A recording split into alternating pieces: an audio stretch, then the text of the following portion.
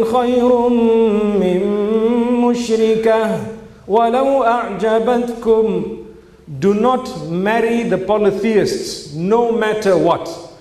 It is prohibited to marry those who worship more than one deity, those who worship gods besides Allah or with Allah subhanahu wa ta'ala. Totally prohibited. Allah says to marry a slave girl who is believing is far better than to marry those who are polytheists. May Allah subhanahu wa ta'ala protect us. And this is why Allah has prohibited it both ways. Neither are the men allowed to marry women who are polytheists, nor are the women allowed to marry men who are polytheists. That's the law. It was dictated by Allah subhanahu wa ta'ala. We do not ask questions. Today people say sometimes, why is it the case? Well, common sense is if you cannot even come to common grounds on faith, how are you going to come on common grounds with everything else?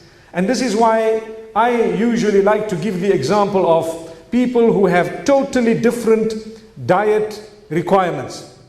For example, you have a person who is on a seafood diet. When we say seafood, we mean the real seafood, not seafood as in he sees food and he eats, no. But rather seafood as in that which comes from the ocean. And you have another person who is a vegetarian completely. And the two of them get married.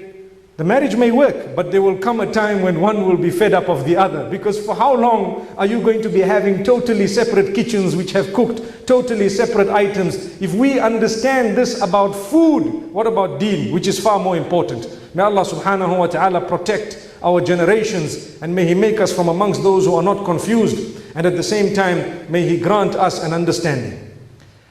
Thereafter in the